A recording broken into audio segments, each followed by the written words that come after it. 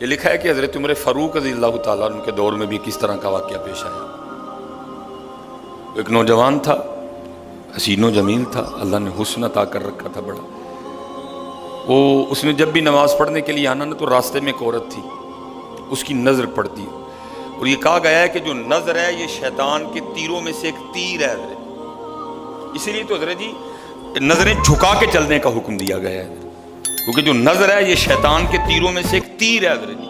پڑھ تو یہ ایک دفعہ جاتی ہے لیکن کتنی دنوں تک حضرت اس نظر کا جو اثر ہے وہ دل سے نہیں جاتا حضرت۔ اپنی نظریں بڑی سنبھالو حضرت، اپنی نظریں بڑی سنبھالو حضرت۔ اس کی تو نظریں پاک تھیں لیکن راستے میں ایک عورت تھی، اس کی پاک نہیں تھی۔ اس نے آتے جاتے جاتے آتے آتے جاتے اس کو دیکھنا، شیطان نے اپنا کام کرنا شروع کر دیا۔ اس نے ایک دن کیا کیا، اس نے اپنی خادمہ سے نا اپنی خواہش کا اظہار کیا، میرا دل کرتا ہے کہ اس نوجوان سے نا تنہائی ملے، لیکن ملے تو ملے کس طرح؟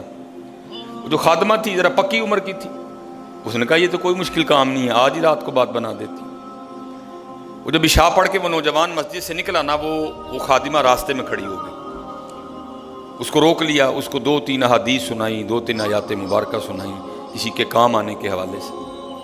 ہمارے گھر میں مرد کوئی نہیں ہے، کچھ وزنی سا سامان اٹھانا ہے، اگر آپ اٹھا دیں تو بڑی نوازش ہوگی، اللہ راضی ہوگا، اللہ کے رسول راضی ہوں گے، کوئی مسئلہ نہیں۔ اسی طرح ہوا حضرت، وہ گھر لے گئی، پچھلے کمرے میں لے گئی، وہ جیسے کمرے میں داخل ہوئے وہ عورت پہلے موجود تھی، اس نے جناب اندر سے چٹکنی لگا لی اور اس کے سامنے اپنی خواہش کا اظہار کیا۔ جیسے میں نے کہا نا بڑا مشکل موقع ہوتا ہے، لیکن وہ نوجوان ہماری طرح کا نوجوان نہیں تھا، وہ قرآن والا نوجوان تھا، اس کا تعلق قرآن سے مضبوط تھا۔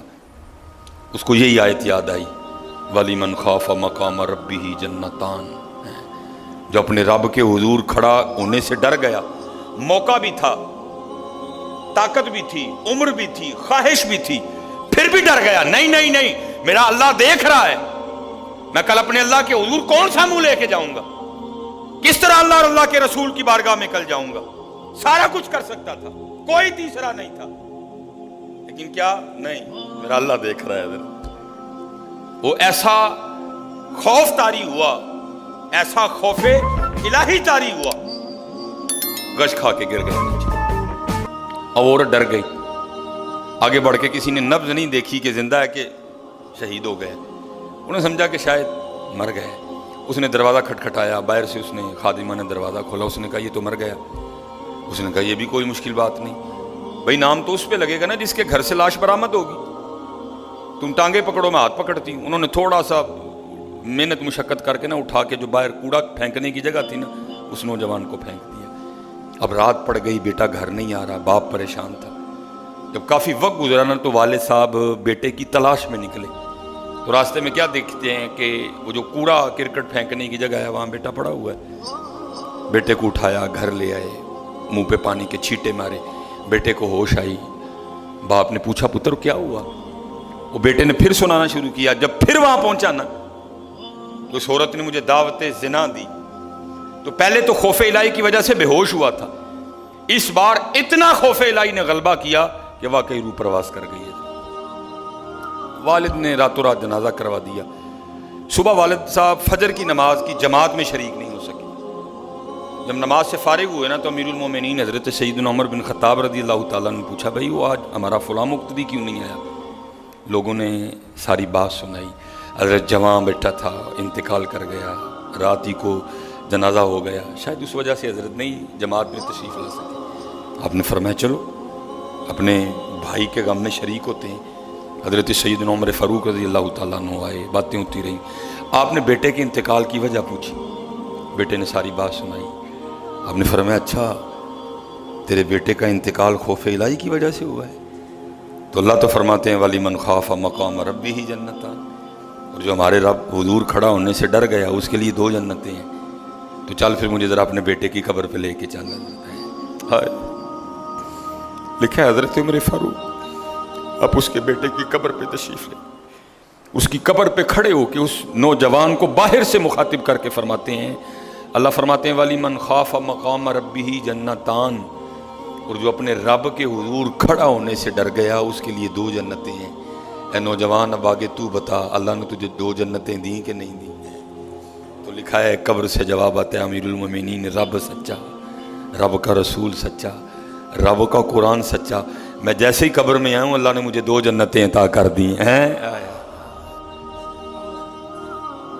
بچو اس سے بچو حضرت، اس دور کا سب سے بڑا فتنہ حضرت، اس سے بچو اور خود نہیں بچا جاتا حضرت، اپنے اللہ کے حضور بار بار گڑ گڑاؤ یا اللہ سانو بچا لے۔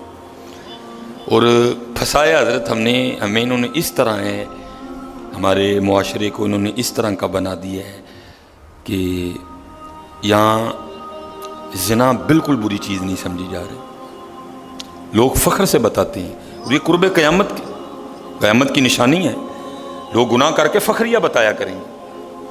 آج کا نوجوان فخریہ بتاتا ہے، جی میری اتنی گرل فرینڈز ہیں، آج کا نوجوان فخر سے بتاتا ہے، یہ قرب قیامت ہے، یہ نشانی ہے قیامت کی۔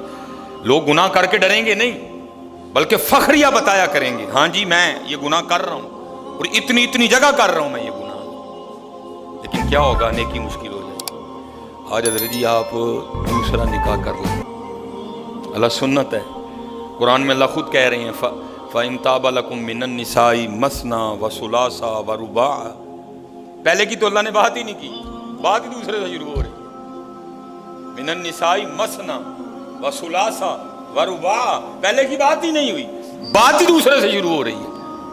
جتنی مرضی گرل فرینڈ رکھ لیں آپ کو کوئی برا نہیں سمجھے گا، بلکہ لوگ آپ کے جانے کے بعد بڑا خوش ہو گئے کہ یار بڑا رنگین مزاج آدمی ہے، لیکن حضرت آپ دوسرا نکاح کر لیں اسی وقت آپ لوگوں کے کاغذوں میں 2 نمبر ہو جائیں گے، پیکے بھی ناراض، سونے بھی ناراض، بھرا بھی ناراض، سالہ بھی ناراض، ہیں جی چھوٹا بھی ناراض، وڈا بھی ناراض ہے۔ یہ کیا ہے؟ یہ قرب قیامت ہے حضرت۔ گناہ اچھا ہو گیا، گناہ آسان ہو گیا، نیکی بری سمجھی جانے لگی، نیکی مشکل ہو گئی حضرت، اس لیے بچو حضرت۔ اس کا طریقہ جو ہمیں ہمارے بڑوں نے بتایا ہے یہی ہے حضرت جی، روز سرگی اٹھو تے اللہ دے حضور رو، یا اللہ جے دن چڑھے آئے تے تیرے فضل نہ چڑھے آئے، جے چاڑے تے پھر ساڑی حفاظت بھی فرمائی ہے، سانو بچا بھی لیں گے، ساڑی حفاظت بھی فرمائی۔ یہ تو حضرت جی دنیا تو 4 دن کی ہے، جا رہی ہے، کالے وال مسافر ہوئے چٹیاں ڈیرے لائے، کالے وال مسافر ہوئے چٹیاں ڈیرے لائے، ویکھ محمد بخشا موت سے نہیں آئے۔ اور حضرت جی اللہ سب کو اپنی حفاظت میں رکھے۔ اگر کوئی اس گناہ میں پھنسا ہوا ہے، اگر کوئی اس گناہ میں پھنسا ہوا ہے تو میں کہوں گا کہ توبہ کر لیں سارے حضرت، کیونکہ حضرت یہ وہ گناہ ہیں کر تو ہم رہے ہیں لیکن اس کی سزا ہماری نسلوں کو بھگتنی پڑنی ہے، کیونکہ امام شافعی رحمۃ اللہ تعالی علیہ فرماتے ہیں زنا وہ قرض ہے جو لے تو رہا ہے لیکن چکائے گی تیری اولاد حضرت، زنا وہ قرض ہے جو لے تو رہا ہے لیکن چکائے گی تیری اولاد حضرت۔ اس لیے حضرت جی اپنی اولاد کے لیے، اپنی بیٹیوں کے لیے، اپنی بہنوں کے لیے کھڑے نہ، میں گیا گلا تیری اس سے بچو حضرت۔ جس کو اقبال نے دیکھ کے کہا